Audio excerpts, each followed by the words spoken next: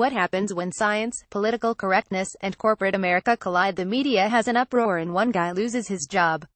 Recently, a frustrated Google employee drafted a lengthy memo complaining about Google's ideological echo chamber and argued that there are not as many women in technology industries not because of bias or sexual discrimination, but because of innate differences between men and women.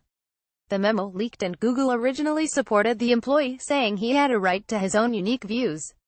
But now they've fired the poor but enlightened chap who happens to value science over political correctness. Of course, Google's progressive political biases are no secret perhaps to everyone but Google. As Bloomberg reports, this isn't the first time the company has been in hot water over a gender debate. The memo and surrounding debate comes as Google fends off a lawsuit from the U.S. Department of Labor alleging the company systemically discriminates against women. Google has denied the charges, arguing that it doesn't have a gender gap in pay, but has declined to share full salary information with the government. According to the company's most recent demographic report, 69% of its workforce and 80% of its technical staff are male.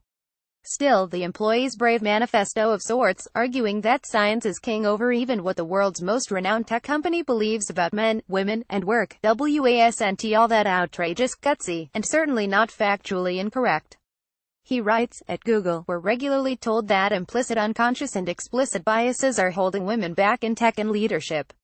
Of course, men and women experience bias, tech, and the workplace differently and we should be cognizant of this, but it's far from the whole story. On average, men and women biologically differ in many ways. Indeed, as if real life weren't proof positive enough, more and more research supports this factual assertion. This spring, Stanford Medicine released a study of major differences between the male and female brain which revealed while environment causes some differences, hardwiring causes most of the major differences between how men and women think and act. This isn't politically biased or correct or even political at all. This is just biology. Google, of all companies, should not only understand this but at the least be at peace with it.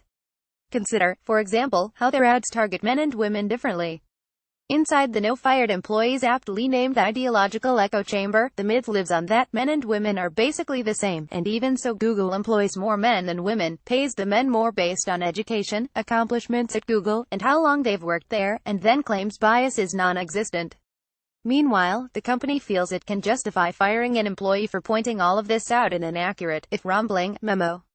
What's most dangerous here is Google's determination to absolutely ignore, even eradicate, the role of science in work, personal relationships and politics.